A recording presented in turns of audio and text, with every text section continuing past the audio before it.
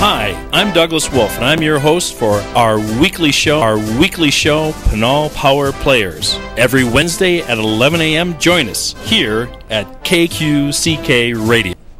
Well, good afternoon, everybody. It is Thursday at 1 o'clock, and that means your computer dial should be set to KQCK Live. Actually, it should be on there all the time to get the latest and greatest. I'm here at the Carrero compound out in Santan Valley, where it's another gorgeous day, sun shining, 95 cool degrees, and the scorpions and the rattlesnakes are enjoying the. It's up to 103 now. I've been corrected by our Joe, the weather guy. Just wanted to keep our meteorology skills all set there. Right. So welcome, everybody. Santan Valley, Arizona is in the space between Phoenix and Tucson, and we're growing like crazy here. And for the folks in Costa Rica, this is the place you want to spend your winters because this is, and then we'll come down and spend the summers, and we'll have a nice little mix. So we welcome our Costa Rica listeners. The most salient topic in politics today that affects everyone in Santan Valley is the Medicaid expansion that we thought, talking to Representative Adam Quasman about a month or so ago, he was quite confident that it was dead, buried, and gone, and we'd put a stake through the heart of the vampire. However, Representative Quasman is on the line today, and those of you who are tuned into politics probably are aware this vampire has more than one life. So, Representative Quasman, are you on the line with us? Yes, sir. Thank you, Doug. Appreciate the availability to be joining you today. Fantastic. Now, folks, we have the phone line set up and working. So if you want to call in and add your voice to the conversation, you can call 480-745-1033. That's 480-745-1033. And we will get your calls to Representative Quasman. But let's start out with Adam. Give us the latest and update and where you think it's going, and do your brain dump for us here today.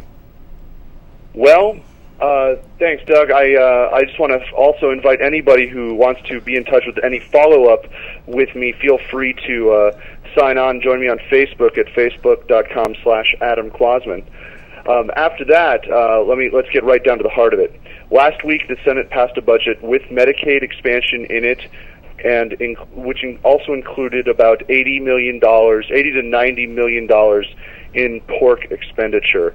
It was a budget passed out of the Senate unthinkably, with only 6 Republicans joining the unanimous amount of Democrats, and in a Republican-held House. In a Republican-held Senate, and we are just shocked that such a budget was sent over here with Medicaid expansion on it. We did not think for a minute that so many Republicans in the Senate were going to join a unanimous. Essentially, it was a Democratic budget and send it over here. Let me tell you also, in case any of your listeners' heart is troubled, that bill is going to be either severely altered or just kicked out in the House Appropriations Committee. I mean, that it will not see the light of day in its current form in the Appropriations Committee. That, however, as I've learned, does not mean we have seen the end of Medicaid expansion in Arizona. Well, you were quite confident about a month ago that it was already dead and gone. So what changed in the Senate side that got the 6 votes of the Republicans in the Senate?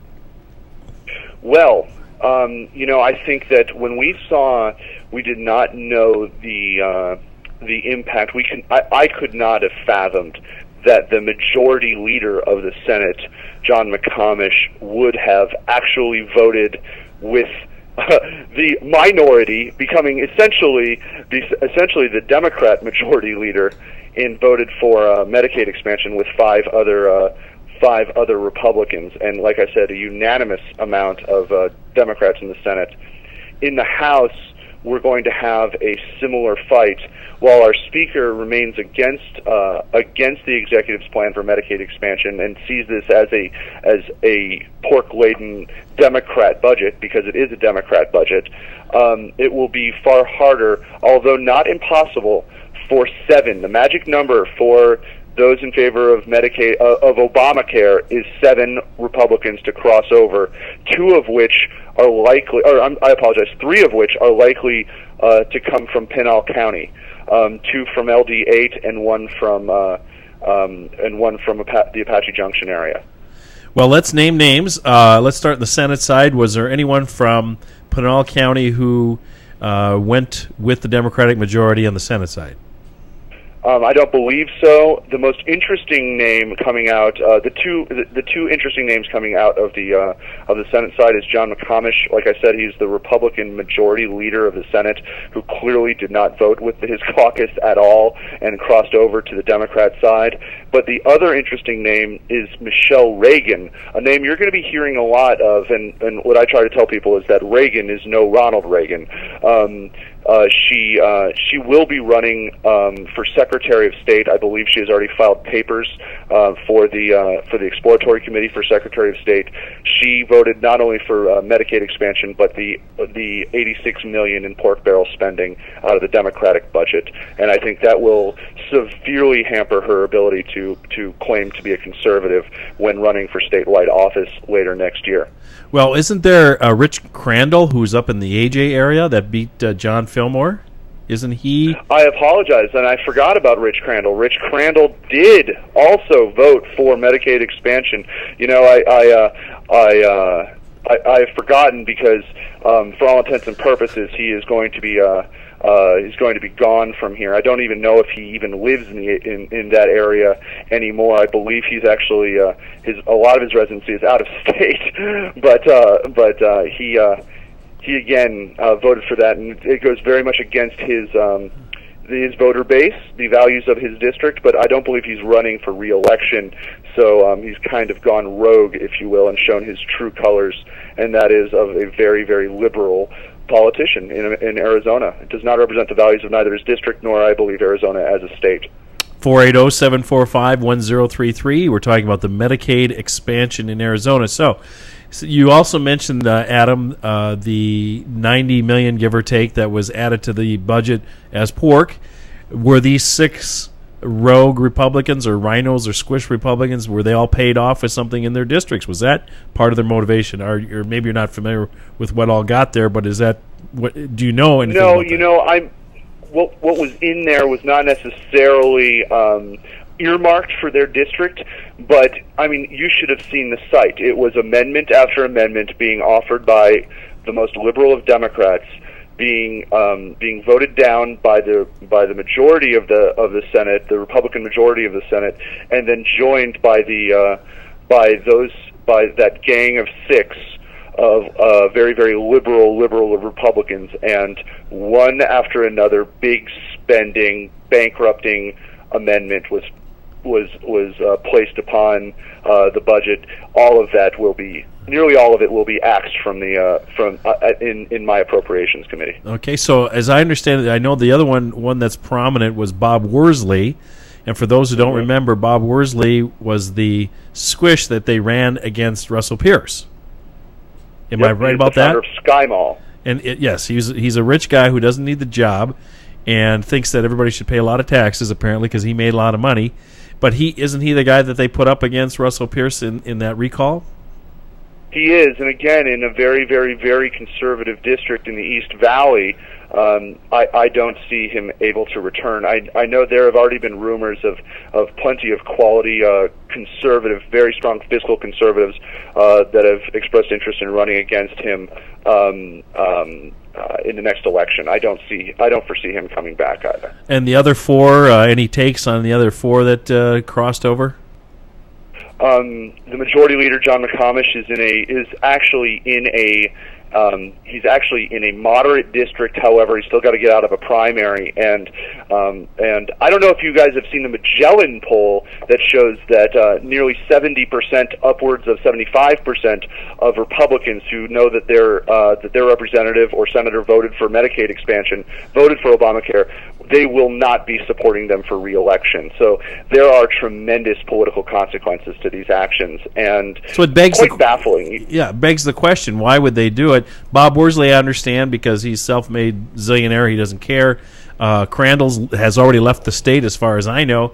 But the other four are question marks, especially a majority leader who you would think would want to have a future in Arizona politics. And this basically says to his constituents, "I don't need you because I guess he doesn't care."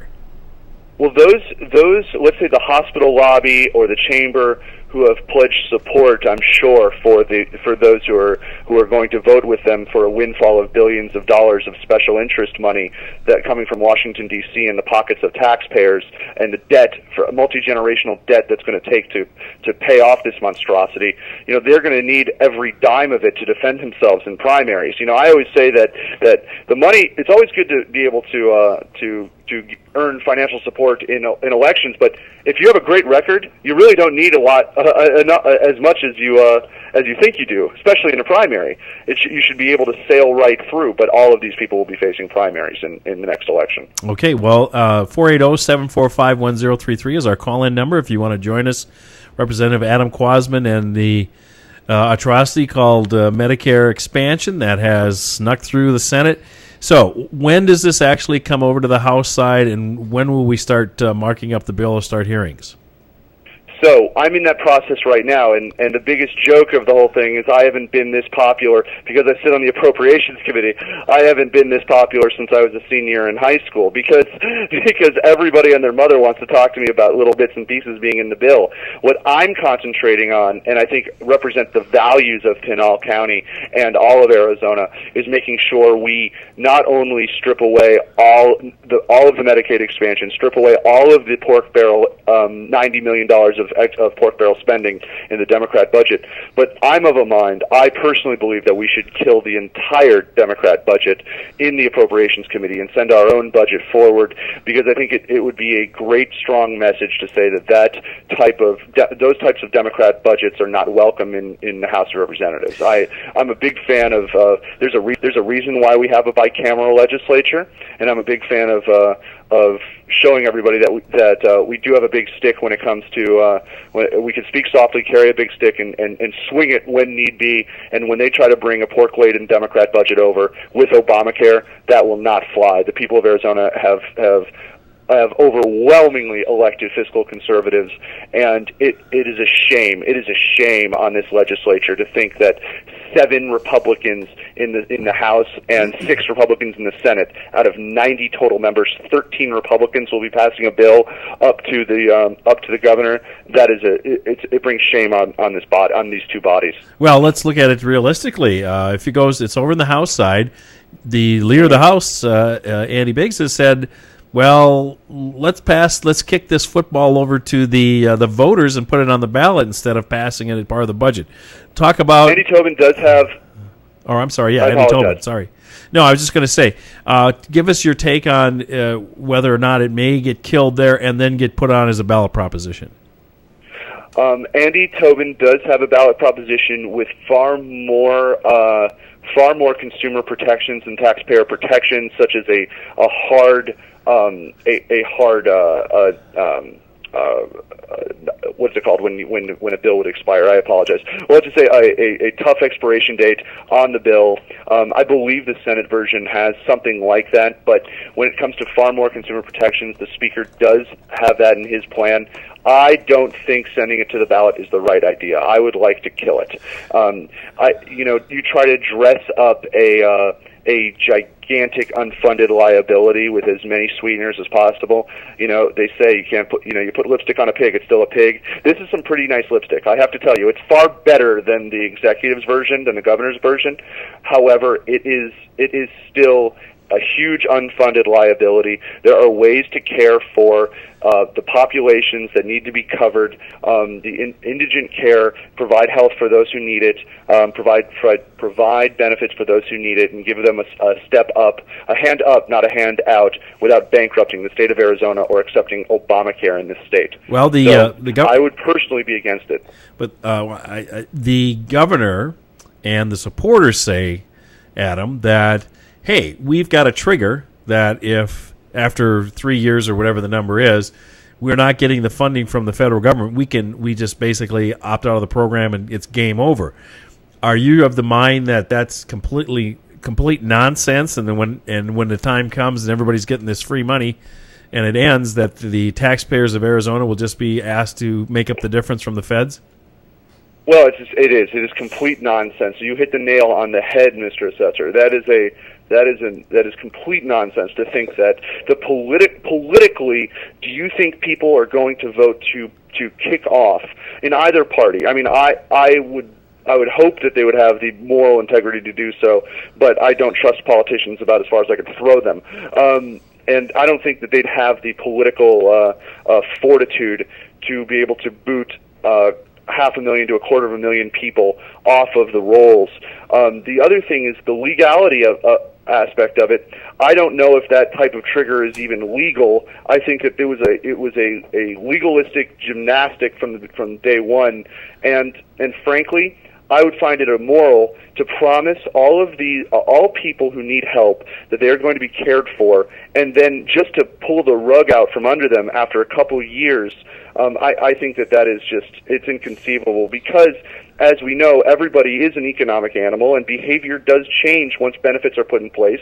And how could you, if people are counting on those types of benefits, then to rip it away from them, I think is just it's a terrible thing to do to our citizens.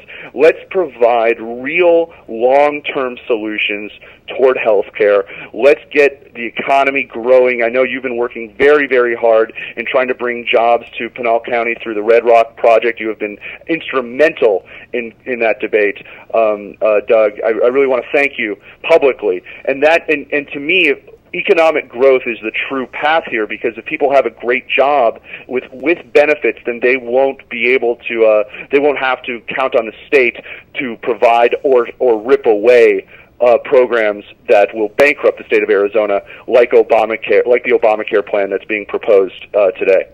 Well, thank you for that, Precy. Now, for those who have questions out there, we do have the line available, so 480-745-1033.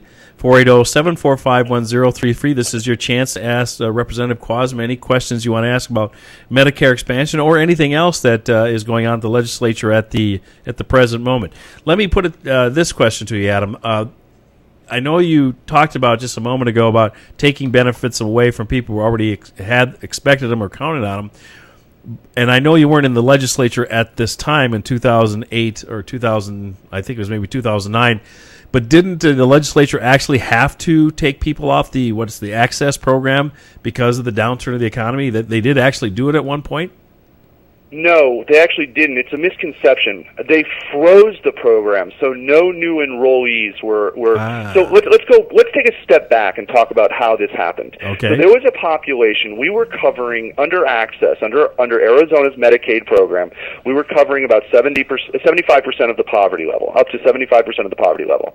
In 2000, the state of Arizona, the citizens of Arizona, by referendum passed Proposition 204, and what the language of that proposition said, we will cover people upwards of 100% of the poverty level, which includes a 2-to-1 match by the federal government, and will be paid for by tobacco settlement funds.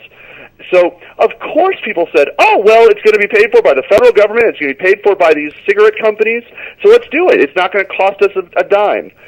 And they claimed, the proponents of the system said that of the program claimed that the system was getting too expensive. There was uncompensated care for the hospitals, and insurance premiums were skyrocketing. Well, look what's happened. Insurance premiums continue to skyrocket. You are still seeing uncompensated care increase, and the tobacco settlement funds that it was promised to pay for these programs have not been able to cover the costs of these programs, because we underestimated, typical government, underestimated the amount of individuals who qualify for these programs. So the voters were duped in 2000. They're getting duped again. Very tough choices had to have been made in the last couple of years to balance the budget, to crawl out of the deficits that have accrued during the Janet Napolitano era. Now, what we did is we froze the program. We did not boot anybody off the program. So once you, let's say, got a job, or you were a childless adult and had a child, so you didn't qualify there, so you were off the program, it just meant that we didn't take any new enrollees. So that was, I mean, frankly, the largest amount of childless adults, I would assume, are elderly couples, and unfortunately for all of us, the day to meet our maker comes, and so they have fallen off the rolls over time. We've seen about a 30% decrease of the rolls, and we froze the program. So this would be different than the governor's circuit breaker plan, which boots people off the program, upwards of a 250,000 to 500,000 people off the program. That's unconscionable, in my opinion. Well, let's play the timeline out. The budget comes over to the House side now. You're going to fight it at your level. Give us an idea when you think the budget will be sent back to the Senate side for for conference committee. Well, I don't know if it'll go to conference if we choose as the Appropriations Committee to just kill the Senate budget and present our own budget. Then it would be sent to the Senate for them to approve the House budget, and then it would go to conference in some terrible feedback loop that could only be devised by government. So it could go back and forth quite a bit. It could go back and forth quite a bit, and some of us, I was elected. I represent LD11. That's northern Pima County and all of western Pinal County. Some of us believe that that's our job. Our job is to represent the people diligently, and I don't have to go home too quickly. Others believe that the best thing that we can do is go home as quickly as possible. I usually believe that haste makes waste. So I'm willing to stay here all year and get this right. It's that important to me. The taxpayers are that important to me, and I think that all of us, my colleagues on both sides of the aisle, should be hammering something out that works best for the state of Arizona. The governor has been a bit of a bully, to be honest with you, and said that she will veto all bills being sent to her until we do a budget. Well, I'll tell you what a bill that she could possibly veto. I authored an amendment today to a piece of legislation that talked about that finally gave benefits to the survivors of our fallen heroes, of our fallen officers, to allow them to be able to get insurance benefits and get them back on their feet when they've lost their loved one who has served our state so valiantly. We made it retroactive today for 80 years, which pretty much covers all of the survivors and for benefits, something that's been direly needed in the state of Arizona for a long time. Well, I don't believe that the governor should hold hostage the survivors of those fallen officers because she wants Obamacare that badly. So I believe I don't think that is leadership, and I don't think that is what the taxpayers of Arizona demand or deserve. Well, so we're working through it. I'm kind of surprised, Adam, to hear that we don't currently have a program in place for fallen officers. I had no idea. We fixed it earlier this year, but we forgot to make it retroactive. Okay. So if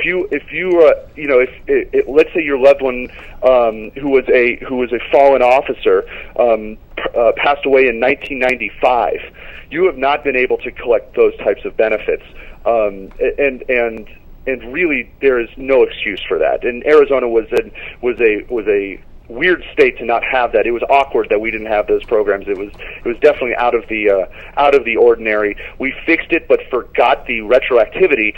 I was able to author an amendment and fixed it within the same. They thought they were going to go back next session. I didn't believe that was good enough. I thought that we needed to go back this session, get it right, and we proudly passed it, all but unanimously. There was one no vote, but there were 59 yay votes today. We were very, very proud of that accomplishment. Well, I'm sure Sheriff Paul and his team will be calling you and giving you kudos for getting that done in a timely fashion, and congratulations on getting that done. I'm sure every listener out there obviously supports their police departments and their line of work. They do occasionally run into a tragedy, and we have to support the folks who are protecting us from the bad guys out there. So, legislative. I'm a limited government. I'm a limited government guy, but sometimes there are roles of the state, and I believe this is an important one.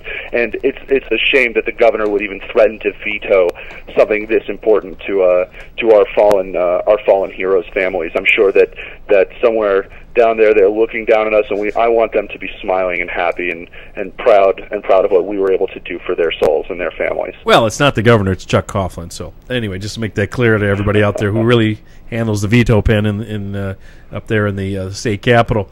We have just a couple minutes before the bottom of the hour. Anyone who's out there, 480-745-1033, who has a question, we've got the lines open and working today, so you're welcome to call in. I know Adam's doing a great job of explaining it, but if you have any insights or questions you want to add, you're welcome to do that in the next couple minutes here we have remaining.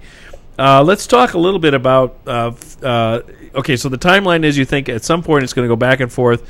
Let's do a prognostication. Let's suppose it doesn't get put in the budget, doesn't get passed.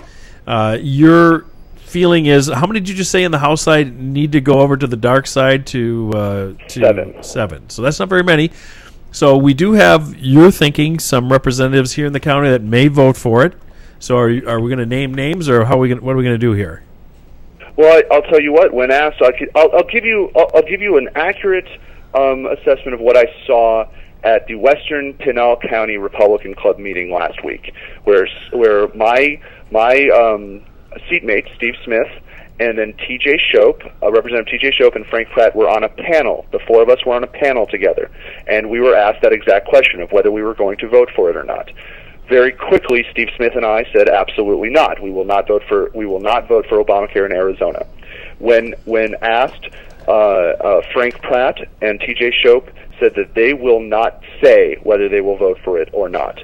And I personally don't think that means no to me. Let's say I got you. No, it's not necessarily a yes. I do have to admit that's not necessarily a yes, but it's definitely not a no. Well, and I know Frank Pratt's looking to run for the Corporation Commission. I think he filed paperwork, and I think that it's important that for him to know, just as what I said before with the Magellan poll and Michelle Reagan, who is facing a tremendous amount of heat from her own party and her own district, that support for Obamacare might have tremendous political consequences in a later election. I don't think it's unfair, and I think that Frank Pratt is a great legislator and a very thoughtful individual. He's always had a kind word and great mentoring advice every day since I've been there, and every time I ask him a question, he's a very thoughtful guy. But I just can tell you, as somebody who has run for elected office, it would be very hard to vote for Obamacare and continue to be elected. I just think that this is an easy one to vote no on. You don't vote for gigantic unfunded liabilities and tax increases and more debt to expand social programs. I think that the representatives from Legislative District 8 should look at not only their own political careers, but also look at what's right, look at the economics, and look at why we are conservatives. And part of conservatism believes that in a hand up, not a hand out, and less debt, not more debt, and lower taxes, not higher taxes. And maybe I'm missing something, but my belief in the conservative cause has always been you do your best to limit government, not grow it. And certainly this would grow government if this were to pass. That's correct. There's no way around it. And also kill the ability, once again, hurt the ability for Arizona to be a sovereign state. Arizona should not be a client of the federal government. The states are not clients in some sort of odd, in sorts of odd medieval, behavior of cities and fiefdoms to the king. We are sovereign. We are sovereign states. And the 10th Amendment needs to be respected, and the idea of federalism needs to be respected. And I do not believe surrendering more power to the federal government, and especially a federal government who will use their IRS to go after their political enemies, a federal government that wants to infringe on our Second Amendment rights. I don't think these people need any more power from the state of Arizona. I think Arizona needs to stand independent and sovereign. But Adam, nobody knew it was going on. This all happened with nobody actually putting that program in. Situation we live in. It just happened, and nobody knows, and nobody can talk about it because they are innocent of everything. they are innocent of everything, but they don't want to talk about it because they might invoke they have to invoke their Fifth Amendment rights because they didn't do anything, which is the strangest thing I've ever seen. The failure of this administration is staggering, and frankly, our Congresswoman Ann Kirkpatrick has been nothing but a failure in her omission of language, being able to say that this is wrong and standing up for the citizens who are proud patriots in District 1. I'm ashamed of my Congresswoman for her quiet ineptitude and acquiescence toward an administration that supports utilizing the IRS to go after our taxpayers. Yeah, speaking of Ann Kirkpatrick, she has been relatively silent. I haven't heard a word of her condemning the IRS. I think Congressman Gosar, who represents most of Santan Valley, has been out there talking about it and questioning the witnesses. But Ms. Kirkpatrick seems to think that by not saying anything, she can get by. And it would be nice if she wanted to call in or somebody who supports her and hear her side of the story. But instead of hearing her side of the story, we've heard nothing or our position on it. I also noticed in roll call this recently, something I read on occasion, that your name was mentioned in something to do with CD1. Would you want to expand on that at all today, Adam? Well, not today, but I will tell you this, that 100% of my energy right now it's been, I'll say, first of all, it's flattering that I'm hearing that my name being tossed around as a possible challenger. But right now, I think the best thing with my energies right now is make sure that the taxpayers are protected, that we fight against Obamacare in the state of Arizona, and make sure that in our constitutionally mandated way, we send a budget through for the people of Arizona that is not pork-laden, that lowers taxes, lowers the burden on the taxpayers, and helps grow our economy. That's my number one, number two, number three, number four, number five priority, is to fight against Obamacare and send a proper budget to the governor. And then, and after that, beyond that, we will then look at any other political possibilities. But again, it's very flattering that to be named as a possible opponent of Ann Kirkpatrick. Well, let's wrap it up with this. Let's say it doesn't pass through the budget, just for fun, and it goes on the ballot. Do you think if it goes to the ballot that the people of Arizona will vote for Obamacare? If it goes to the ballot, and again, I do not support a ballot proposal. I think that the proposed ballot proposal, the proposed initiative, is better than what we've seen before. However, I think it does pass only insofar that those interested parties who could stand to make billions with a B over this, the hospitals and healthcare providers, the insurance companies, will pour in tens, if not hundreds of millions of dollars in advertising. Now, that doesn't mean it's impossible to fight it. Doug Ducey, the treasurer of Arizona, was this state's hero, being outspent 5-1, led the charge against the sales tax increase being made permanent in this state, and he went and he did a full grassroots, campaign and really saved this state a permanent 1-cent sales tax. So it can be done, and if it does go to the ballot, I promise you, Doug, you will see me going throughout this state and fighting for free markets and limited government and against Obamacare in the state of Arizona. I'm not saying we can't win, but I'm saying that it will be a tough fight, an uphill battle, but I'm ready for it. That's why the people elected me, and we're ready to fight for limited government wherever it need be. Well, Representative Adam Quasman, I want to thank you for taking time out from your jam schedule. I know you're in the middle of the budget fight on the House side to keep us less taxes and lower taxes and less government, and we appreciate it here at KQCK Live, and we hope to have you back on again soon, and we'll see where this huge spending monster goes, and thanks a lot for your time today. Thank you, Doug. I appreciate it. If any of the listeners want to sign up for updates, they could log on at adamquasman.com. That's ADAMKWASMAN.com. Sign up for my legislative updates. We're going to be having some great ones so that keep everybody abreast of what is happening at the legislature and the fight for liberty. Thank you very much, sir. Thank you. Have a great afternoon. Well, it's up all the bottom of the hour, Joe, so I guess we should throw some capitalistic advertisers on to support our station, and we'll take a break, and we'll be back right after this, everybody. Are you ready to start taking control of your future and maximize your earning potential? Central Arizona College has smaller class sizes and personalized attention to help you compete in today's tough job market. CAC now serves Santan Valley and Queen Creek. The CAC Santan Center is located in the shops at Copper Basin on Hunt Highway, behind Barrow's Pizza. Stop in and see how taking classes at CAC costs a fraction of a state university, and your credits can transfer. So, if you want to earn real money, you need to learn real skills at Central Arizona College. Enroll in classes today by calling 480-677-7825 or visit www.centralaz.edu or call 480-677-7825 or visit www.centralaz.edu. Central Arizona College, your way. Are you planning on starting a new business in this economy? As a new business, you know you'll need to watch every single dollar. Before you make any decisions on phone service, call Zentris Communications at 1-877-ZENTRIS. That's 1-877-936-8727.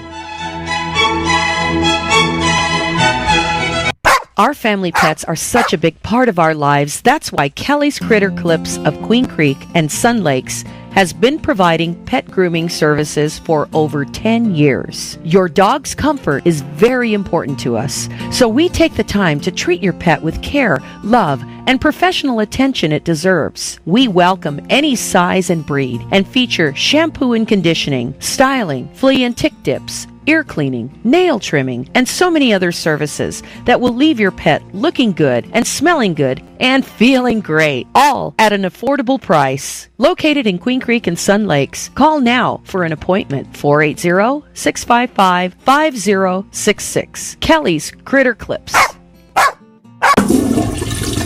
Are you having plumbing or septic problems? No worries. Call Cartwright's Queen Creek Plumbing and Septic Service. Been in the Valley since 1996. Family owned and operated. Proudly serving East Valley and surrounding areas. With a full range of services from drain cleaning, septic tank pumping, general maintenance and repairs, inspections for the sale of your home. They provide excellent and courteous service for all your plumbing and septic needs. We're not satisfied till you are satisfied. Licensed, bonded, and insured. Call today. Cartwright's Queen Creek Plumbing and Septic Service. Contact Denise at 480-987-8051. That's 480-987-8051. Santan Motorsports, located in Queen Creek, specializes in off-road ATVs, dirt bikes, UTVs, side-by-sides, street bikes, and provides performance work. Santan Motorsports is your local dealership for off-road parts and accessories. They provide and pride themselves on excellent customer service and a staff that understands all aspects of the off-road business. Come in and browse our dealership and find those parts and accessories you've been looking for. Check our website, santanmotorsports.com, for monthly specials as well as used equipment. Santan Motorsports, your one-stop shop for sales, service, and knowledgeable staff. Located in Queen Creek on Power Road and Santan Boulevard, or call 480-988-0580. Santan Motorsports, we're here for you.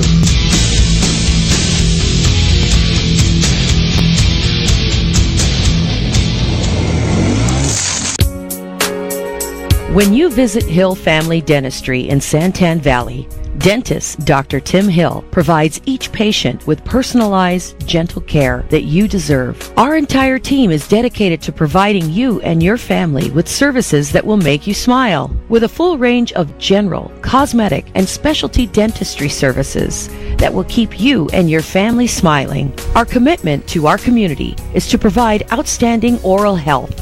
Hill Family Dentistry is located on 36359 Ganzel Road in Santan Valley, diagonally across from Banner Ironwood Hospital. Evening and weekend appointments available. We accept most insurances and have in-office policies available for non-insured. Contact us today at 480-588-8127. Hill Family Dentistry. And we're rocking and rolling here at KQCKLive.com. We have about 20 minutes left in the show, and you're welcome to call in on anything you'd like to talk about of a conservative nature. We were going to have on one of our actually Chad Roach, clerk of the courts, and we're going to reschedule him. He had to go to the NACO conference, and we just misscheduled there, and it was my fault. So Chad Roach will be on at a future date, and we'll let you know when that's going to be. So 480-745-1033 is our call-in line, and I said whatever you want was on your mind. The IRS scandal with the president who knew nothing, and the head of the IRS who knew nothing, and the head of the office in Cincinnati who knew nothing. And it's a very interesting defense they have up there on the Hill about, as far as nobody knows anything, but all these groups who are Tea Party groups were getting not allowed to have their nonprofit status approved, and they kept asking him for things like, what do you guys pray about? And what are your donor lists? Two things that are completely out of bounds and illegal to even ask a group when they apply for a nonprofit status. So if that upsets you as much as it does me, you can call in 480-745-1033 and add your voice or ask a question about it. What else is going on around the county? Well, big news yesterday, and I don't know if Joe even knows about this, my compatriot here on the air, but Fritz Behring has been hired away from Pinal County, our county manager, who's been here since, I think it was November. And where's he going? And Fritz is heading to Scottsdale and becoming, in a way, I guess, a step down. He's a city manager starting July 1st of this year. So he has a long history of being a county and then city managers as he's made his career in the last 20-some years, a good South Dakota boy. And he has a master's in public administration, I think it is. So he's leaving, which is according to Steve Miller, the chairman of the Board of Supervisors, a real blow to the county because he thought Fritz was doing a very good job. And I think part of his motivation to leave was that he did have 4 new board members that he'd have to break in or deal with, and decided that it was there were greener pastures, and maybe we didn't have enough great restaurants for him here in San That must have been it, yeah. I mean, we've got Taste of New York, and we've got Denny's and Santan Flat. No, Native New Yorker. Native New Yorker. I always get that wrong. You got a kind of a mental block on that one. I do about that. And if they would advertise they on our show, send you like 100 free meals, and then this way you. If they would just advertise on the show, exactly, we would definitely get the word name right for sure. But they it's Santan Flat we have, and but I guess it isn't enough for Fritz, and I wish him well. I've done a lot of things with him since I've taken office in January in his department, and we were just working our way through the budget for the county, which is about $340 million for those out there, and that's a big chunk of change to keep track of. And so he has committed to stay through the budget cycle. For those who don't know, Pinal County runs its fiscal year not on the calendar year, so it runs June 30 to July 1st, and that's why your property taxes are due, the way they are, is because it matches the fiscal year, not the calendar year, and that's how the process is set up. And frankly, if it were me, I'd change it to a calendar year, but I don't think that's something that I have control of. I think it's constitutional. So 480-745-1033 if you'd like to chat about Fritz Behring heading off to greener pastures. That's you're welcome to call in and chat about it or ask questions about how this is going to all shake down. The housing market, which I'm intimately involved in as your Pinal County assessor, has really snapped back here in the county and across Arizona. In fact, even nationally now, the new home sales are up dramatically from year to year, although they started pretty low. Any increase is a very positive and looks big, but the trend is your friend in investing in real estate or the stock. The trend is your friend. The trend is always your friend. And stock market, whatever you're investing in, Costa Rica, futures, whatever, you want to go with the trend. You don't want to fight the trend. And so with interest rates so low, it's almost criminal not to buy a property if you've got a steady job and a little money down. You're crazy not to, and is happening. Talking to my realtor friends and contacts across the state, people are getting multiple offers on their properties again, which, if they're priced properly, which hasn't happened in quite some time. And so for those who are thinking about it, sitting on the fence, the interest rates can't go any lower. And so this is the time, if you're thinking about getting a house, to buy. And people complain, well, they say, yeah, I'd love to buy in Santan Valley where we're sitting here today, but that darn Hunt Highway is such a pain in the butt, and most of us have to drive outside the county. I don't. I drive to Florence. Joe drives from his house over here to the studio. In my slippers. In his slippers, his scorpion-proof slippers that he has. Although he's been bitten a few times, it doesn't seem to bother him. He's almost immune to the scorpion. I didn't tell you, I almost stepped on a good-sized rattlesnake last night. Yes. Is there a joke here, or is there? No. I actually was walking to the house, and here across the wash, lucky he rattled because I might have stepped on him. Now, is this a larger or smaller? About 4 feet, good sized. So that's why you rattle, because it's the young ones that just snap at you, right? Is that no? I think it just depends what mood they're in. Oh yeah, because I've been led to believe, as a non-native Arizonan, that the smaller ones are the ones that are most likely to bite because they're inexperienced, but the larger ones they'll rattle first and say, "Okay, I'm here. Don't mess with me." And luckily, he did that for you. That was nice. Yeah. Well, he heard your footfalls, right? I think so. Yeah. Because they have no hearing, right? They can feel the vibration. Yeah, and now that you're a slim down, 210 going, you probably don't make the vibrations you used to, but the snake picked it up anyway. So now that's our little herpetology aside here for the show today, but the housing market is doing quite well. So if you're looking to get yourself going, Hunt Highway is being improved. It's being done in 7 stages. If you drive from Empire to just where the Sonic is, and I don't know what that intersection is, what road that is, that's all being torn up as we speak. So that's the first phase that's going to be done. And at some point, they're going to have to close that, and everybody's going to have to go to Empire to get out of Santan Valley or Ironwood Gansel to get out of town. So that's going to be very interesting when that happens. 480-745-1033 if you have a question for me or something you want to put on the air, I'll be glad to talk about it. And somebody said Mountain Vista Parkway, but that doesn't sound right to me. That was just letting me know?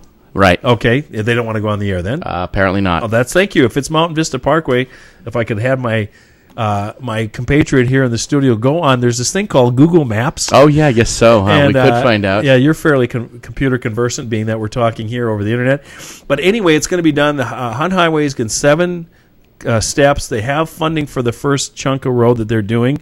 And then, like I said, their Empire is going to probably be the only way out, or Gansel. Now, interestingly enough, for those of you who drive down Ironwood to Bella Vista and then go right towards Hunt Highway and then go south on Hunt Highway, for years it's been talking about having that bypass so that Ironwood would go straight through between the development there, Johnson Ranch on the east side, and go all the way down and pick up Hunt Highway south of the Johnson Utilities location to go then further south heading on Hunt Highway. As I understand it, talking to the folks in the road department at the county, the holdup once again is the state land department not getting on the dime and getting that land sold over to the county so that we can build that out and get that done. So here's 2 reasons. Red Rock, which drives me crazy, and I talk about it all the time. If you would, all of you who are in the sound of my voice here, not Costa Rica, sorry, you don't have to write a letter to the governor, but if you're in Pinal County and you can hear this broadcast, please just jot a note to the governor saying, Dear Governor Brewer, before you go off to your retirement and the big money and whatever you're going to do, you don't have to put that in the letter, but just say, before you get off on the retirement in 2014, please let Union Pacific give the state of Arizona the whatever millions and dollars that they are asking, and then remarkably what will happen is that money goes into the state trust fund, and where does that money go? That money goes to the schools.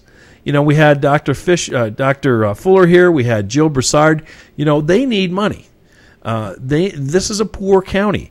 If we can get Red Rock going, first of all, what happens right away is the money gets transferred from the Union Pacific to the state trust, which in turn then the interest thrown off from the investment goes into the coffers for the schools. And then we start getting jobs, about 200 jobs, give or take, there to start, just to build it out. And then all the growth around Red Rock. And that's down by Picacho Peak off the 10, just north of Marana.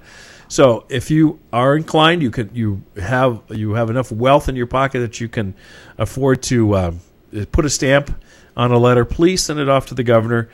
So far, she's been impervious and silent to our questions. You heard Adam Quasman earlier talking about how we're trying to move this issue forward. All I want is jobs for Pinal County. And by the jobs, it'll put people to work. We'll have sales tax revenue. We'll have property tax revenue. And that's good for everybody. Right now, it's a desert. There's lots of snakes down there. Joe's friends down there are slithering around and being good snakes. But we got to move a few of them around and get that going. So even though the housing market is rebounding, we need a catalyst. Something to get that area going and growing, which is good for everybody. Now, in the last week, we had a pretty exciting with the Johnson Water Company, which I pay. What do you have an update on that? I do not have anything new to talk about, but Cheryl Chase did come out and complain and say, for those who don't know, we have a private water company here in Santan Valley, which is run by the Johnson Utilities. And they had it looks like a pump malfunction is the last I've heard with the gray water that they pump in front of Santan Heights. They have an area that's a water feature that's part of your bridge you go over into your development, and it's very nice actually. But apparently this pump failed, and not treated water didn't go in there, but untreated sewage. So these people who paid $100,000, $200,000 for their houses were living next to basically something that... And man, did it stink.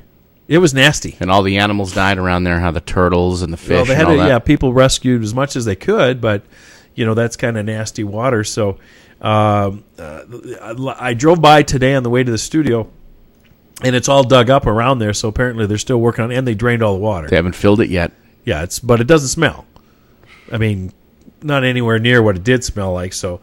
It is being fixed, but and Cheryl Chase, who is our county board of supervisors, was in the forefront of this. Give her credit. She did, talk about it, put out a news release and say, hey, this something like this happens, they should let me know, because I guess she was not too happy that she was last on the call list for this happening. So hopefully they'll get that fixed and get it back where it was and get us back on. 745-10033, 480-745-1033 if you want to join me here today with the next, we got about 6 or 7 minutes left in the show.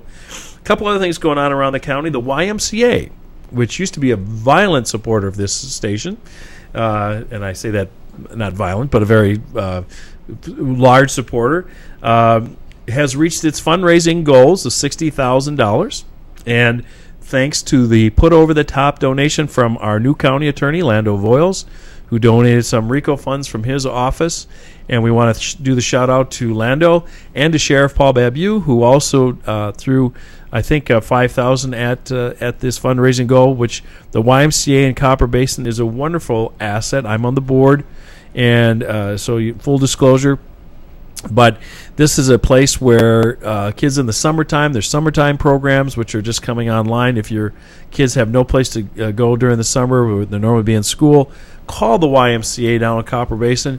They have openings. They're looking for about 40, I think, kids or so forth, that amount. So call them down there. They're a great organization, and it's so exciting for our board to reach its fundraising goal for this go around, and we hope to have them back advertising on the station when they get their that's right, get their fundraising up a little higher. I think they'll actually be able to do that. So I talked about Red Rock a little bit, and one thing I want to talk to you, Joe, about just a little bit. Ray Manzarek, the keyboardist for the Doors, gotcha. 74 years old, passed away. Didn't know that.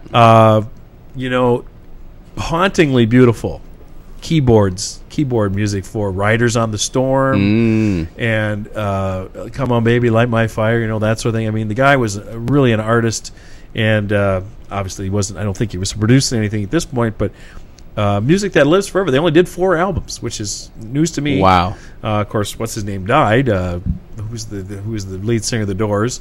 I can't. Morrison. Yeah, Jim Morrison passed away, so they kind of lost their mojo. Right. And I think he wrote most of their songs. But that little keyboard part of "Riders on the Storm" sounds so much like rain falling that he did with the keyboard. It's just absolutely amazing. And as a member of the baby boom generation, which I am, adios to Ray Manzarek, who was just had some great music out there for everybody. Also going on, we talked about Tea Party and the IRS. It just so happened I got a call from our local Tea Party affiliate. Our friend Adam Stevens gave me a ring and said that he, in fact, in trying to get his 501c4, I think it was, thing was held up forever. There we go. There's Ray Manzarek for all the old... No, go ahead. All the old baby boomers out there. I'm just giving everybody a chance. That's right. Here it comes. There it is. That's the rainfall sound. It's nice. Amazing. It's amazing, isn't it? It really sounds like rain, too, doesn't it? It's amazing. So the Tea Party here was even denied its application for their 501c3. So this reaches farther than people think. Now, do I think the president will be impeached over this? No, I don't think so, because he didn't know anything, and he's the smartest man in the world, and he's a college professor, but this just escaped his purview because he was busy doing something. Must have went in his spam box. It went, yes, exactly. His chief of staff knew that the IRS was messing with people, but the chief of staff wouldn't tell the president is the story that they're sticking by, which is really hard to believe, because working in a political office like I do, your chief of staff's job is to let you know, hey, there's a comet coming and it's going to blow up here and smash the earth, as far as they're concerned. And for him not to say anything really stretches probably credibility. Slipped his mind. Yeah, stretched the credibility. Finally, we got a bunch more candidates for governor coming out. They're trying to draft Doug Ducey, and I don't know why they're trying to draft him, because Doug Ducey is going to be a candidate for governor, and he'll probably be the nominee, although we do have a local senator who wants to run, Al Melvin, and we're going to have Senator Melvin on very shortly in this next couple of weeks. We'll have him on to talk about why he's running for governor, and he's a very articulate and local guy. He's had a distinguished career, big on Red Rock. He and I are in simpatico on Red Rock, so we'll have to have him on to talk about the governor's race. And you also heard Adam Quasman earlier talking about CD1, which is Ann Kirkpatrick. Adam has not declared anything, but he's probably going to be taking her on next fall, 2014, in that campaign. So we're at the end of the hour, and I want to just tell you about a new sponsor that I think Joe's been working with, but I don't know if they've actually signed up yet. HForce.com. Not yet. Okay, well, HForce.com, just to let them know that we have millions of listeners out there, has a really unique product. Everybody who's tried to stop... When you say millions, do you take that like over the course of the radio station, or... Millions of KQCK millions, listeners. maybe trillions. There's maybe trillions. There's look how many... Ask Obama, but he might forget, though. Just look in Costa Rica how many people we have listening on the beach today, sipping their... we know there's at least one. Their Mai Tais. And who would that be? That's right. Her name is Veronica. Hey, Veronica. I don't know her, but... It's a shout-out to Veronica. That's right. in Costa Rica there on the beach. HForce.com. Why should you go to their website and take a look at it? Because they have a unique way of delivering their products. It's a transdermal patch. Everybody who's ever tried to quit smoking, who's listening out there, you probably use the patch, and the patch is a very efficient way to get drugs into your system, bypassing your stomach and all the things that kill vitamins, basically. If you ingest them, they really very little. I hear they're coming out with a medical marijuana transdermal patch. Is that true? We'll have to look on their website, but I don't know if that's true. I mentioned that, maybe not them. Maybe not them, but someone's probably going to do it. I think so. Yeah, that makes sense to me. I actually heard that. Okay, you're not pulling my... No. Okay, but I don't think it's them. Maybe it is. I don't know. Yeah, they've got a couple of things. They've got an HGH patch, they've got a vitamin patch, and a weight loss patch. And Joe, maybe we get some free weight loss patches out of them. Hey. If we get them on as sponsors, and then we'll be both slim and trim and looking nice. good. And then, not that we don't look good already. But, folks, I'd like you to look at that, HForce.com. And I've mentioned before, RadiantBarrier.com. I got to tell you, my garage faces the east. The sun comes up in Arizona at God knows, what is it, 4:30 now? It's early. I don't even know. It's dark. It used to be dark. It's starting to get light as I go to bed. Yeah, it's because you're a night Right. owl, and it comes up. And in my garage, usually I go out in the morning. It's 120 degrees in there because it's not insulated, and it's tin. And so this stuff, RadiantBerry.com, really works. Call. You get the Wolf discount if you go ahead and ask for it. That's a 5% off whatever you buy. It'll do your attic, and I can tell you, our air conditioner is not running near as much as it did last year. Is that true? It's working because the barrier works in the attic, and they have the garage, your attic, the water heater, and a couple other products. So there we go, folks. It's 1 o'clock, and it's time to end the Pinal Power Players. This is Douglas Wolf, your Pinal County Assessor, and I'll be on next week, and hopefully with Governor candidate Senator Al Melvin, and maybe some surprises, maybe Chad Roach, and we'll see. But welcome to. I appreciate your listening to the show. Sorry to get confused there. And we'll see you next week, 1 o'clock Thursday. Douglas Wolf. God bless America, and God bless Pinal County.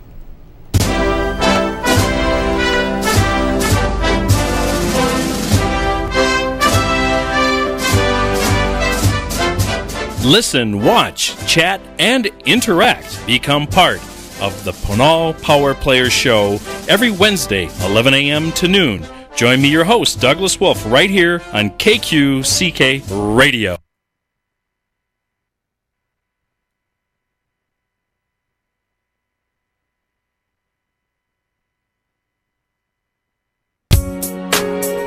When you visit Hill Family Dentistry in Santan Valley, dentist Dr. Tim Hill provides each patient with personalized, gentle care that you deserve. Our entire team is dedicated to providing you and your family